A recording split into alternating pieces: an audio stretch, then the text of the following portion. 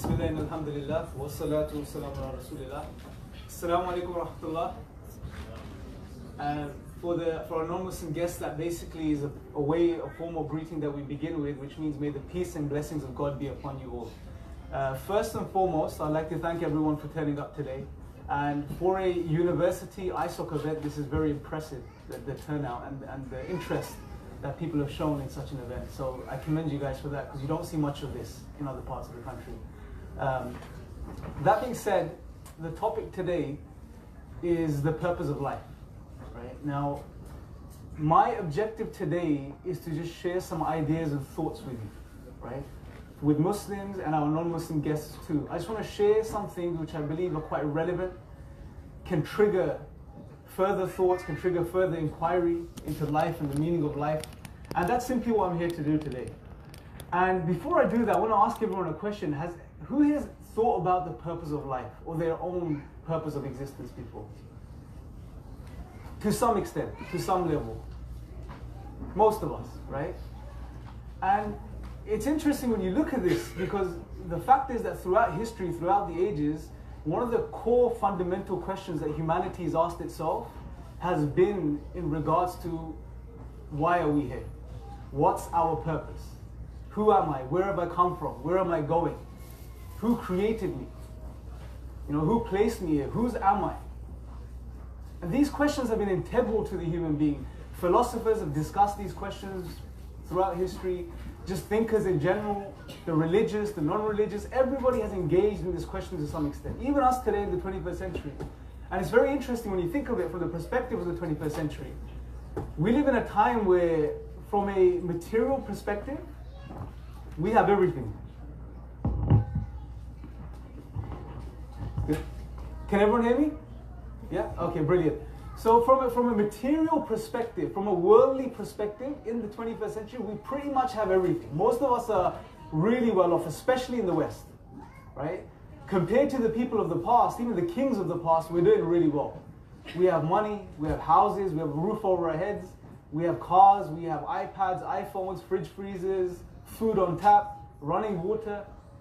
These luxuries, which they would have been even 100, 200 years ago, we just see them as something trivial these days, right? So from a worldly perspective, we have everything. You can say, you can argue. We have a lot of things, a lot of comforts. However, what we find is a very interesting trend that although from a material perspective, we're doing quite well as humanity, but at the very same time, there seems to be something that's missing. More than ever before, people are asking questions about purpose, about meaning, about existence. A lot of people that are suffering from anxiety and depression.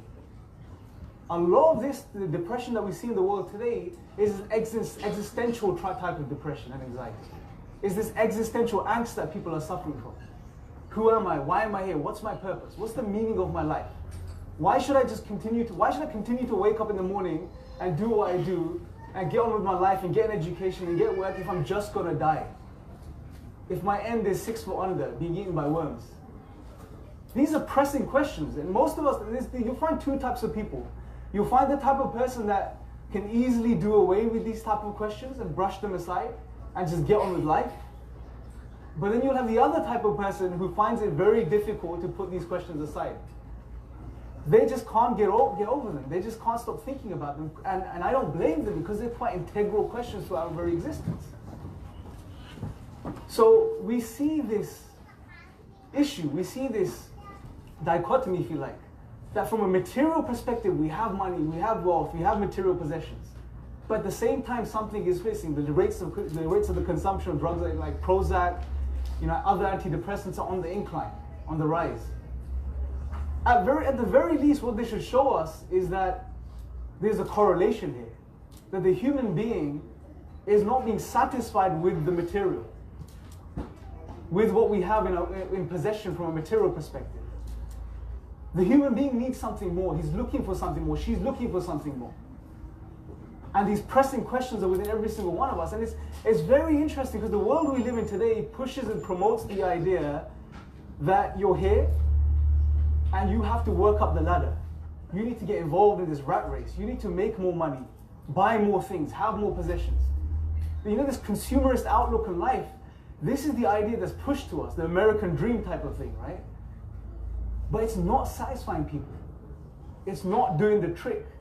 It may be satisfying a certain group of people within society who are profiting off the majority, but for the mainstream, for most of us, we realize some point down that road when we're on that journey that this isn't cutting it.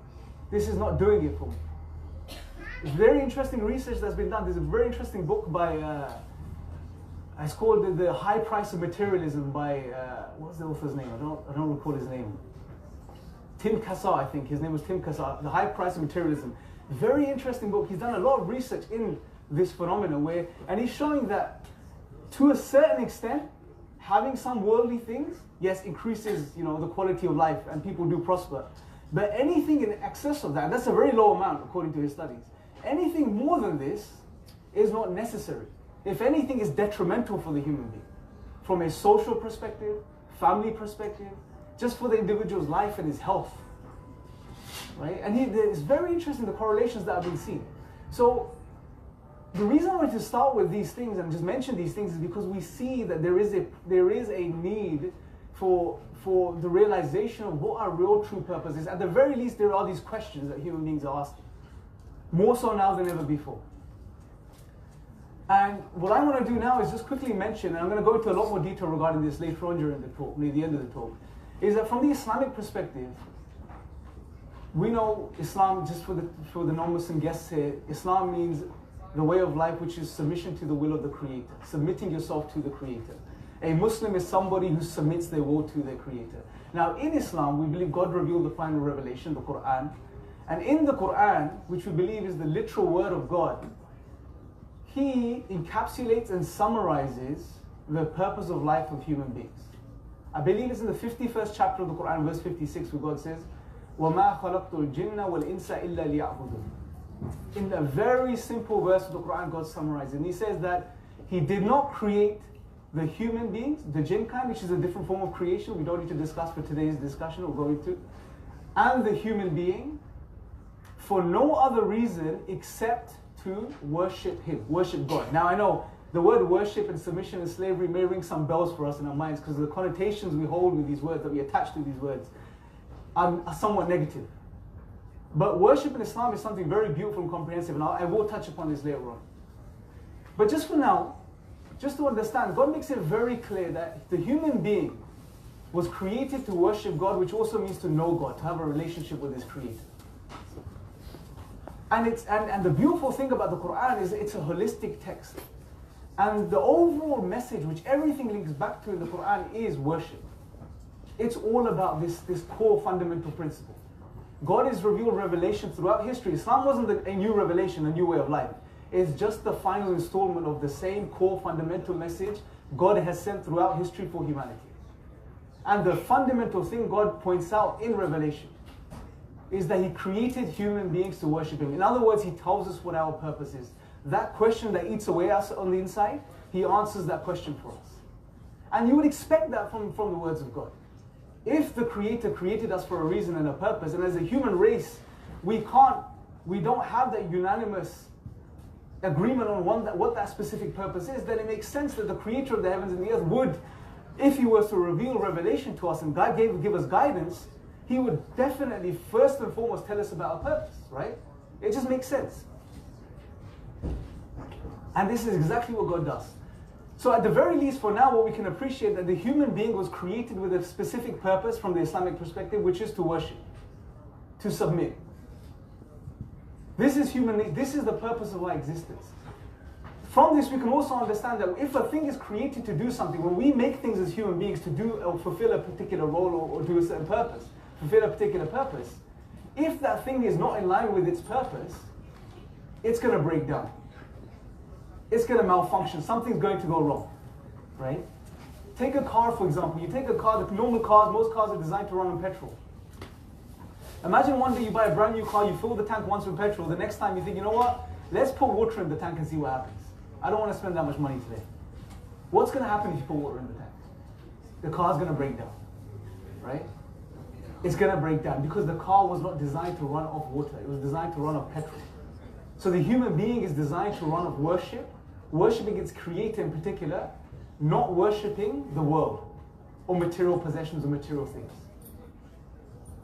And it's very interesting when we think about this, because if we understand this about human nature, that the human being was created to worship, when you remove the human being from its object of worship, its true object of worship, which is God, then that human being now is looking. He's lost. He's looking for something to replace the emptiness inside. And if he can't find that ultimate objective, the real, the true being he's supposed to worship, he will end up worshipping something else or the other. And in the world we live in today, the most obvious thing in front of us is the world, the physical material world around us. And it's inevitable we'll end up following and running after these things. And this is exactly what we see people doing today. Humanity as a whole, we are just trying to fill this void, this emptiness through one material means or the other. So it all boils down to worship. Now, I'm going to touch upon this, like I said, later, but something else I want to touch upon before I go into a bit more of a specific discussion on the purpose of life from the Islamic perspective. I want to juxtapose that to what life means in the absence of God.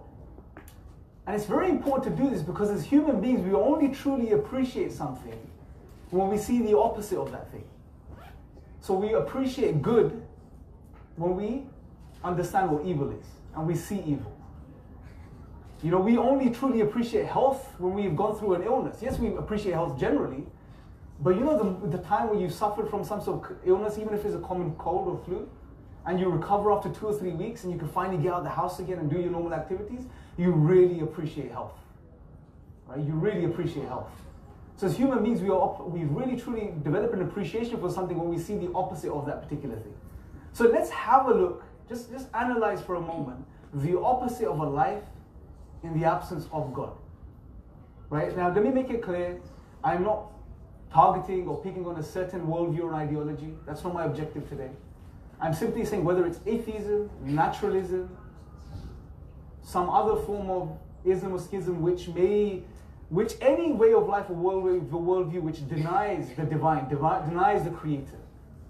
What does life mean on that worldview, generally speaking? And what are the logical implications on that individual for adopting such a worldview? That's what I want to analyze. It's not wishful thinking what I'm sharing. We're gonna go through a logical process and really analyze what life means in the absence of God, right? Now, there's a few perspectives I want to touch upon this from, but let's first look at it from the perspective of ultimate hope. Now, hope. How do we define hope? Hope, generally, if you look at, obviously, there's no one definition for most things, but generally speaking, when you define hope, hope is the expectation of something good to happen. Okay? Hope is the expectation that something good will happen. Now, think about a worldview, an ideology, a way of life which denies God. There is no creator, there is no personal being, there is no God. But as soon as you deny God, this also means that now you live in a world which is a result of physical processes, physical happenings. Everything is explained through physical processes. I hesitate even using the word processes because when you say process, you imply there's some sort of a system in place. When you deny God, there is no creator. There's no one that intends a particular future or outcome. In the absence of God, you're living in a world which is a sum of material happenings. Atoms and molecules whizzing around for millions and millions of years, colliding into each other at random. And randomly, over time, accidentally, they've thrown out what we see in the world around us today, including us as human beings. So according to such a worldview, we are just an accident, as is everything else in the world. We are just a specific arrangement of matter. Already we can start to hopefully appreciate how morbid this can get for the human being. You are just a compilation of matter, no different from the bottle that's sitting on the table right now, or the camera, or this particular table itself. You're just a different arrangement of matter. Now, in such a worldview where it's all just matter, it's all physical stuff, what does hope mean? Where do we get the concept of hope? Where do we develop this idea that we should have an expectation of something good to happen? What is good? What do we mean by good? Imagine a person on his sickbed, he's about to die, on such a worldview. Where is the ultimate hope for them? There is no ultimate hope. And it gets even more interesting, or more morbid, whichever way we want to look at this. In that worldview, in such a worldview where there is no creator and everything is a result of just random physical happenings, where is ultimate value? Where is value? You know, as human beings, we attribute value to things. For example, if I'm sitting on this table, we have this very interesting golden bottle that's sitting here, right? Now imagine every single one of you suffer from a condition where, and it's hypothetical, I'm not saying anyone does, but just imagine for a second you suffer from a condition where you had an anger problem, a very specific type of anger problem. And that was that when each time you got angry, you could not calm down unless you vented your anger onto something. You released your anger onto something by smashing something. Now your doctor's giving you a hammer to carry around just to, you know, to cure you whenever you go through such a phase or episode. Yeah? Now imagine you're in this room and suddenly you get really, really angry. You reach for the hammer. You have a choice between me and the bottle. You have to smash one thing to release your anger. I want to see a raise of hands. Who would smash the bottle? Please everyone put their hand up. Alhamdulillah. Okay, but at least most of us put our hands up, yeah? The others, I don't want to know why, yeah? Nor do I want to come close to you.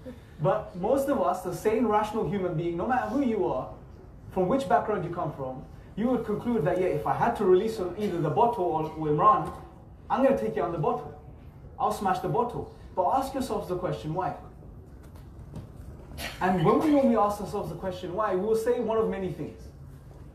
The bottle is simple, it's just a bottle, in simple terms. You are a human being. You're more complex. The bottle is simple.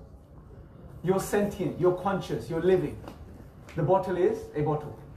We'll come up with a whole host of different ideas and principles. But on a worldview where there is no creator, there is no God, everything is a sum of physical processes that are randomly formed and arranged everything around us today, including me and the bottle. It's all a compilation of physical stuff without any purpose or meaning or value. Then what is the difference, really, if you analyze it, between smashing me or smashing the bottle? In the grand scheme of things, on such a worldview or ideology which denies the divine, there is no difference. And this is a logical conclusion here. Because think about it, on such a worldview, everything is an arrangement of matter, just different arrangements of matter. I am an arrangement of matter, the bottle is an arrangement of matter. The only difference is we're just a different arrangement of matter, that's it. All of these principles, oh, you're conscious, you're more complex, where do we get these principles from? That value principle you've just given me there, what does that even mean on that worldview? It's just matter. Go down to the foundations, there's no difference. You're claiming a principle of something is more complex, therefore it's more valuable. That's a principle. Where'd you get this from? It means nothing on such a worldview. So if you follow through logically, the conclusion is there's no difference between taking it out on me or taking it out on the boat, in the grand scheme of things. But however, as human beings, we know that doesn't add up. We may not be able to logically justify it on such a worldview, but deep down inside our nature, it screams out to us and it lets us know, no, there is a difference. And this is why the human nature, God has given us a human nature. It's called the fitrah in Islam. And it's a very interesting thing. Obviously, it's not part of this discussion today, but the fitrah is, it contains some primary knowledge, which is already placed within human nature. And an aspect of that is knowledge of God Himself. And also some basic understanding of right or wrong and principles. Such as a principle we would apply. Hey, every single person in this room, whoever you are, would agree, it's right smashing the bottle, not right smashing me. But that conclusion, that natural innate conclusion, cannot be accounted for on a worldview in the absence of the divine or God. Let's take it a step further. Purpose. What we're discussing today in particular. Every single human being has a fixation on finding purpose and meaning in life. All of us do. Whether we think about it, we don't. We think about it a lot, we think about it a little, but every single human being does. On a worldview in the absence of the divine, where everything is an accident, including us, there is no ultimate purpose. Think about this. You spill milk in the morning by accident, you knock it over. What's the purpose behind that? It just happened. It was an accident. Spilled milk doesn't have a purpose. In the same way, if we are just an accident of nature, there is no purpose behind our existence, no ultimate purpose. You know, and someone may say, well, no, that's not true. I have purpose. You know, I want to be a doctor, I want to be an engineer, I want to get an education, I want to do charity work, I want to help humanity, X, Y, and Z. These are beautiful things. But these are This is a type of purpose that we ascribe to ourselves. This is not our ultimate purpose. This is purpose we give ourselves. We make up for ourselves as we go through life. It says we're born into existence. We don't choose our existence. We don't choose our parents. We don't choose whether we're male or female, what color our skin is, what color our eyes are, X, Y, and Z. We see the world around us. We see people are following certain systems and ways and having jobs and getting an education, X, Y, and Z. And we just simply give ourselves a similar purpose. This is purpose we ascribe to ourselves. This is not ultimate purpose. On such a worldview which denies the divine, there is no ultimate purpose. One final perspective I want to look at this from is from the perspective of happiness. Again, happiness is almost integral to the human being as well. You know, when kids ask the why question, you know, ask anyone the why question. Why do you guys want to study in this university? Oh, I want to get a good degree. Why? I want to get a good job. Why? So I can get good money. Why? So I can have a nice house. Why? So I can be happy. Yeah. It always inevitably ends up with happiness. Every single human being desires happiness. Again, innately, intrinsically. But on a worldview which denies the Creator, I posit that there is no meaningful happiness. Let me give you guys an analogy. If everyone for a moment closes their eyes, and no one cheat, everyone close your eyes. I want you to really experience this, yeah? Just to get the point across. Imagine for a second, as you're listening to me, you start to get really bored and you fall asleep. Right? Your eyes are closed already and you fall asleep. As you fall asleep, brother, close your eyes, inshallah. Keep your eyes closed, inshallah. You fall asleep, and you go into a really nice deep sleep, and the next thing you know, you wake up and you're on a plane.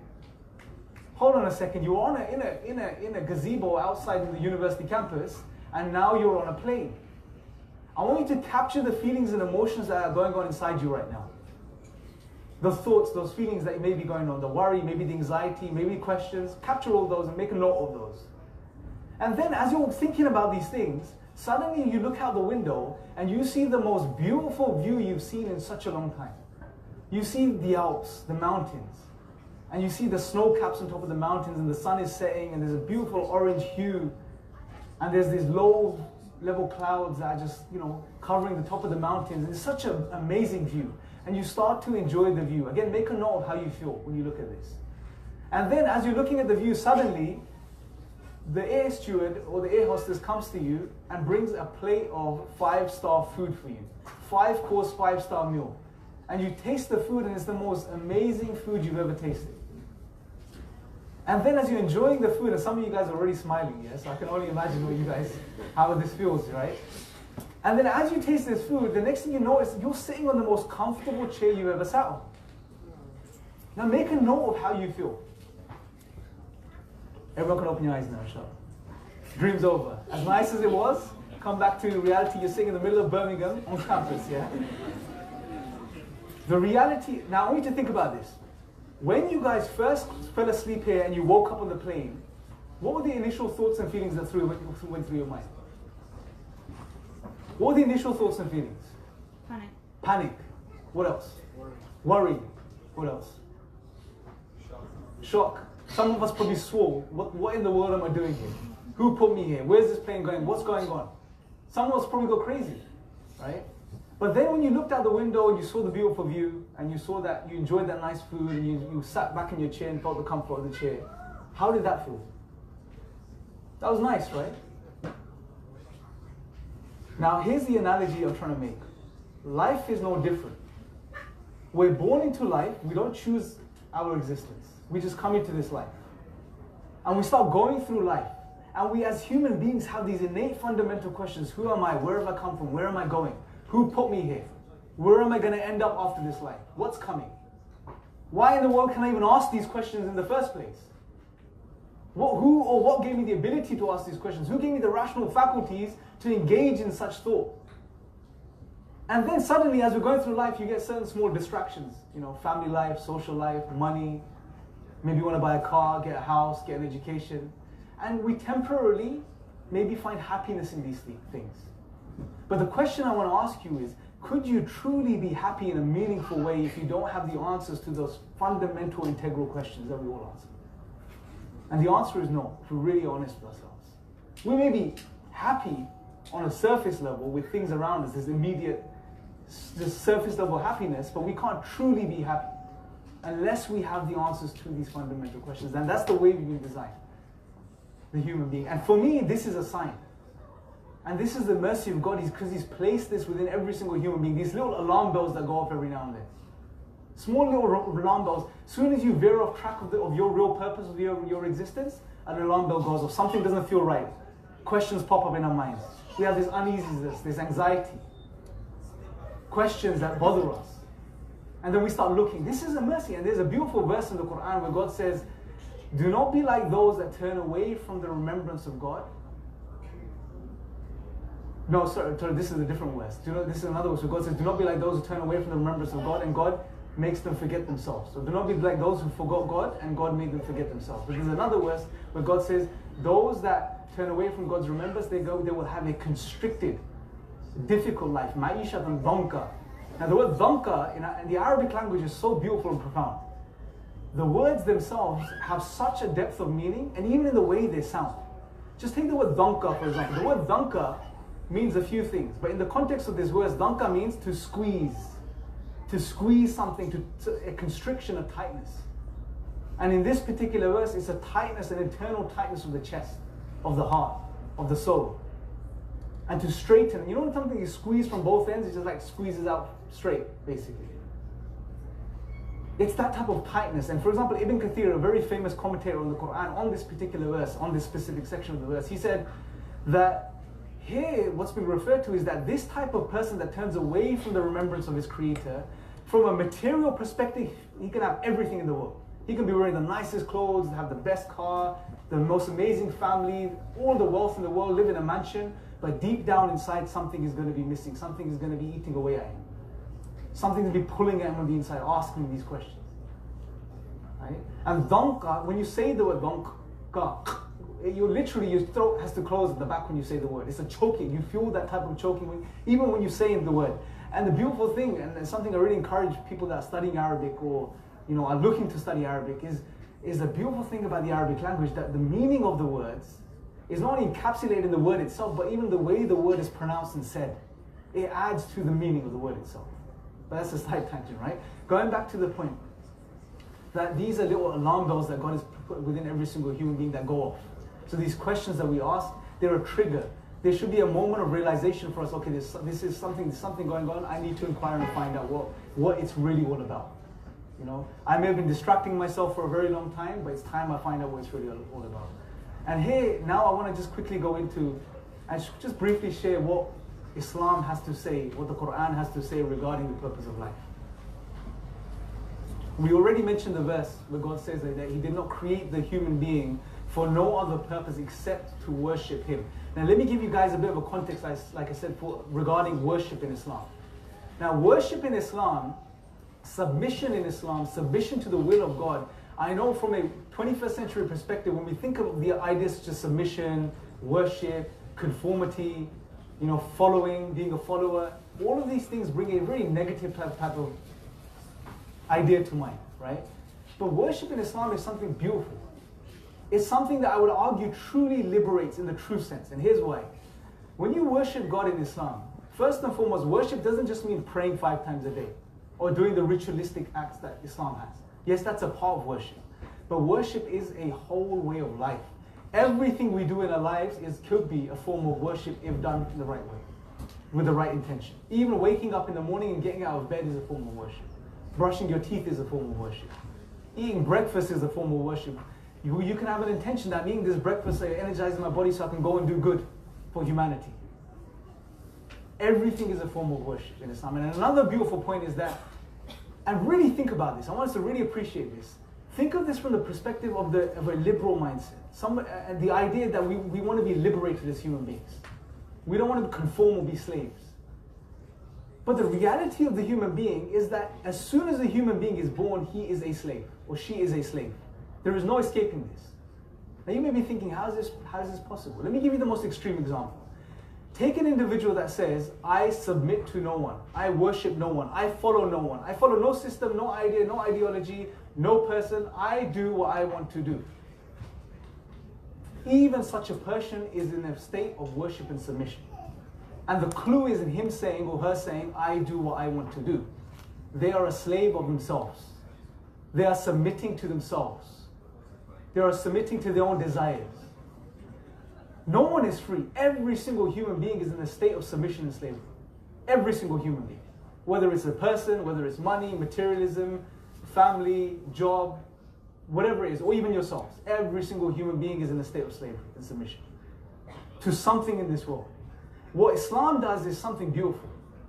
Islam brings the realization and awakening to humanity, which is that, look, wake up, guys. God has created you in a very special way. He's honored you. When God created Adam, he told the angels, I'm going to create a vicegerent, a representative, a successive authority on earth. You're more than just a rearrangement of matter and molecules. Right? And when that human being now submits himself willingly to his creator, something very profound happens. As soon as the human being submits to his creator, he is no longer a slave of anything in this world. He is what you would call a free slave. And as much of a contradiction as it sounds, but it's true from a worldly perspective. As soon as the human being submits to the divine, his creator, he no longer is a slave of anything in existence. Not money, not power, not women, not cars, not X, Y, and Z, not himself or herself. He's a slave to the divine. He is free. He is truly free from the worldly perspective. That's true liberation. That's true freedom. But unfortunately, most people don't know of these concepts within Islam, because all you hear about Islam is all of the negative stuff that's put out there.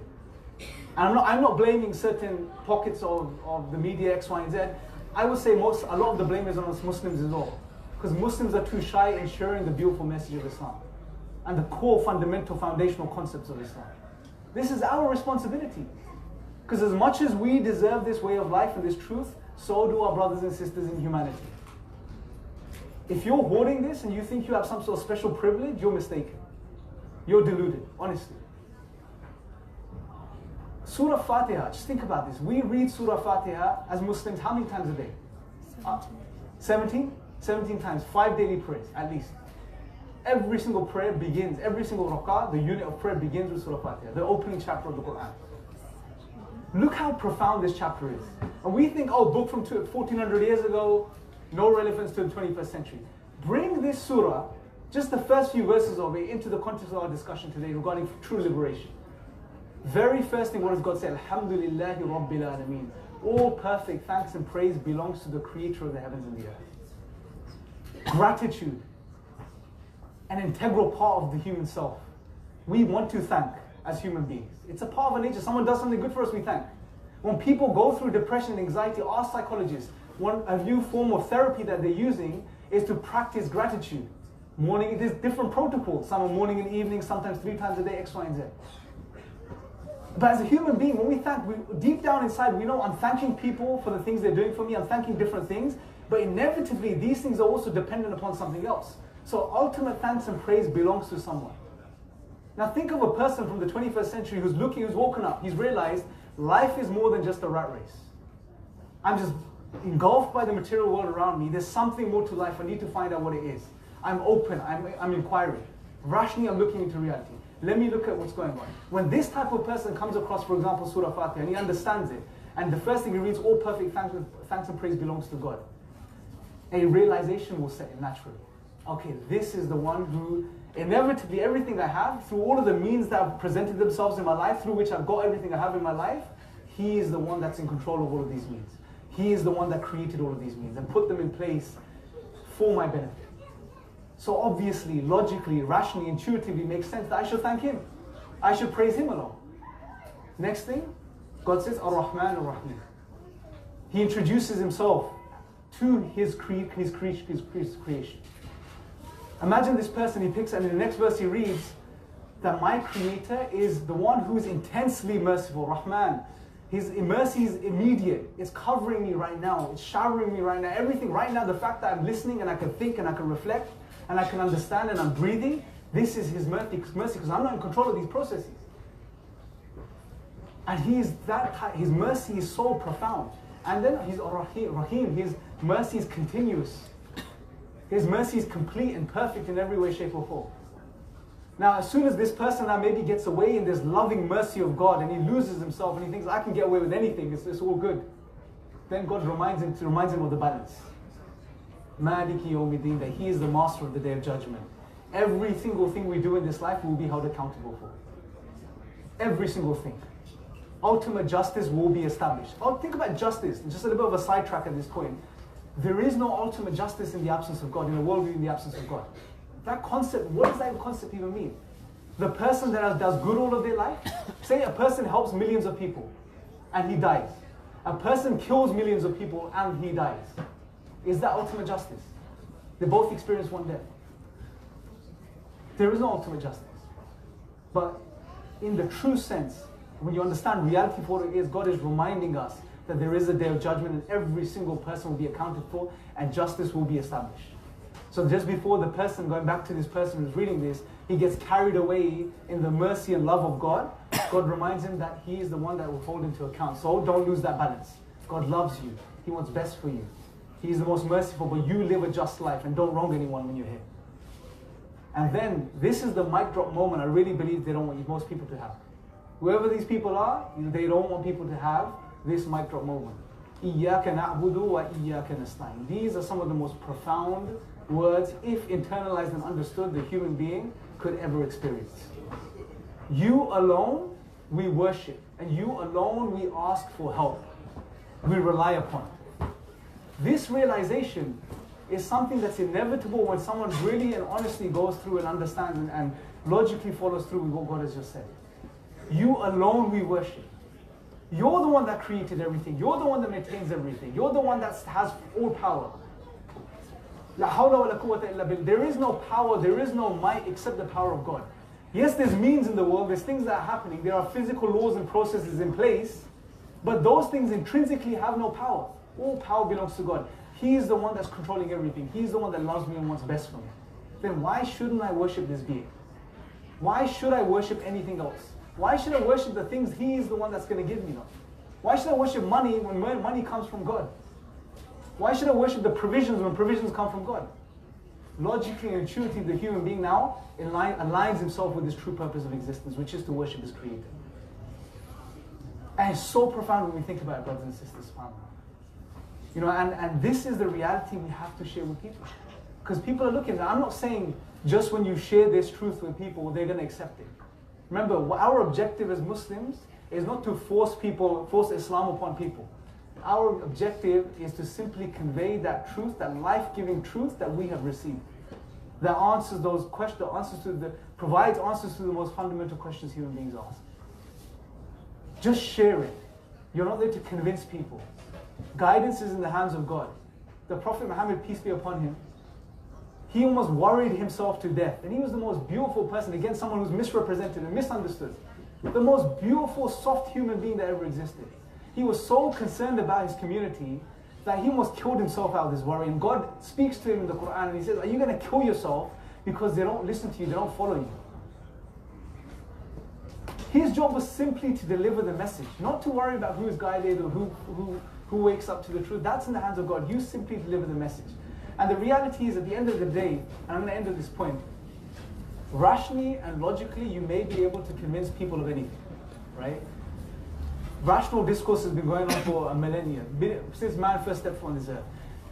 However, getting someone to really believe something and understand the truth of something is only going to happen when they really taste it for themselves. And especially when it comes to being in line with your purpose and living out your purpose and then experiencing how that changes your life from that first person experience is what really matters. You can convince someone of this is the purpose of life, you know, this is what we were created for, they may accept it. It's like saying you can convince someone that's never tasted sugar before sugar is sweet. Logically and rationally, you may be able to convince someone, right? They will say, oh, sugar may be sweet. But if they taste sugar for themselves, is that the same as being logically convinced? Once they've experienced it themselves, then they will know sugar is sweet, right? So and when it comes to the purpose of life and how that changes you from the Islamic perspective, it's a very experiential thing as well. They have to experience it. And for a person to put himself in the place where he's ready to experience it, that's a journey they have to be on themselves. All we're here to do is share the message, share what we believe is the truth, and just to get people to think and reflect. Because we really believe that God has given us, not only us, but the whole of humanity, this truth. And this truth of Islam is for every single human being. Right? It's a universal message for the whole of humanity, and it's for the benefit of humanity, not for the benefit of God. God is Ghani, He's free of need. He doesn't need anything. He's given us this to help us and get us through this life. So hopefully this has been beneficial, brothers and sisters. I'll conclude there without taking too much more of your time. May Allah bless you guys. Thank you for having me. Make dua for me. And I think if there's any Q&A, any Q&A, questions and answers, we could try do that now, inshallah.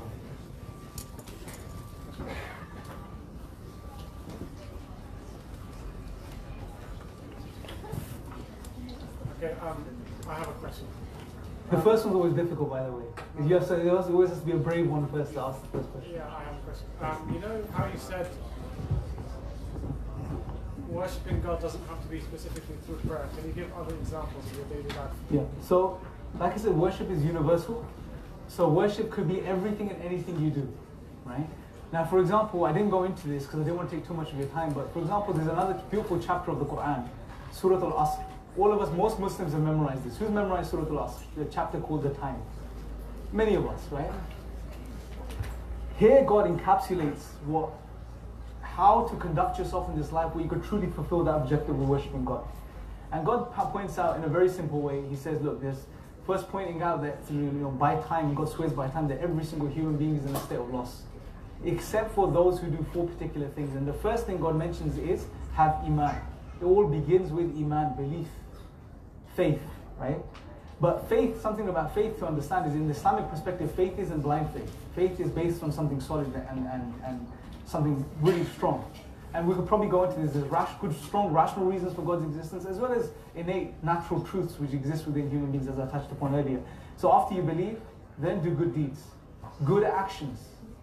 Belief and good deeds, these are normally come almost all the time together in the Quran. Almost 75 times God mentions belief and then He pairs it with good actions.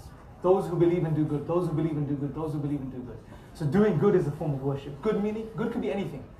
Anything you know from an innate perspective, that's good. For example, like even helping an old lady cross the road, looking out for your neighbors. Just good what we know as humanity, right? What we know as human beings what good is.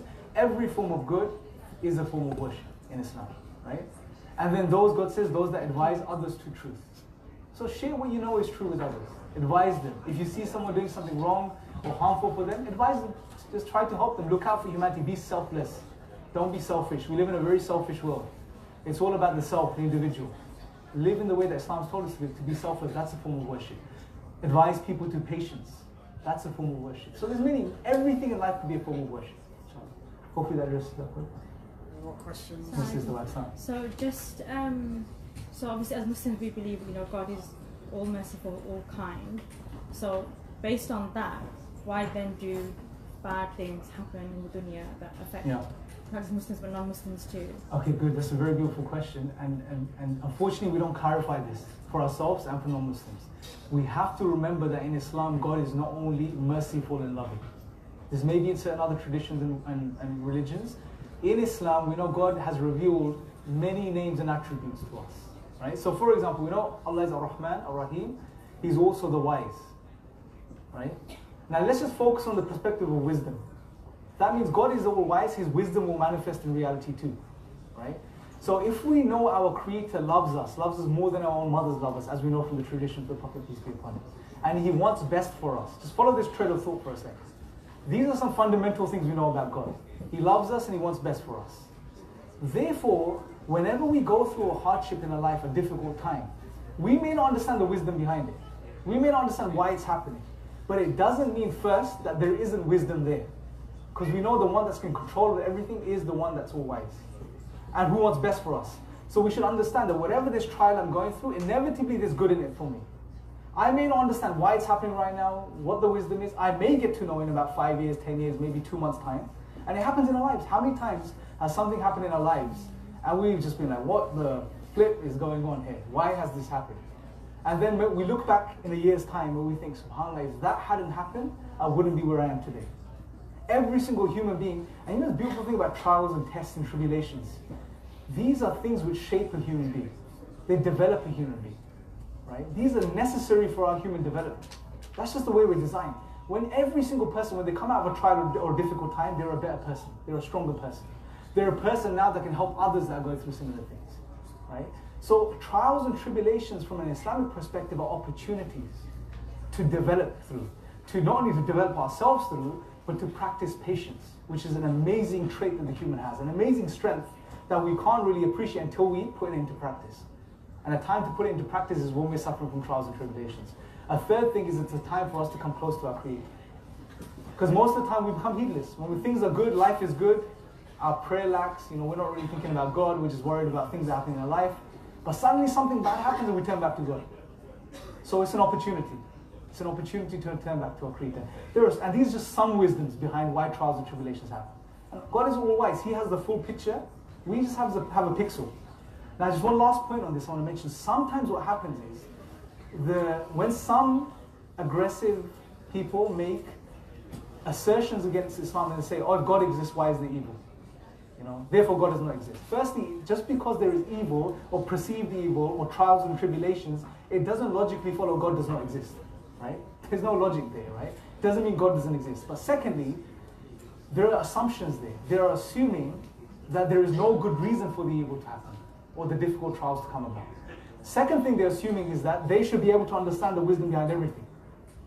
But as human beings, if we had the ability to understand everything, then wouldn't we be God from a perspective? That's what makes us human, right? That's what makes us these limited human beings that don't understand everything, right? So it's a bit about humbling yourself as well when you approach these realities. But alhamdulillah, the problem of evil is not a problem for Islam, because we understand God in a holistic sense. Any more questions?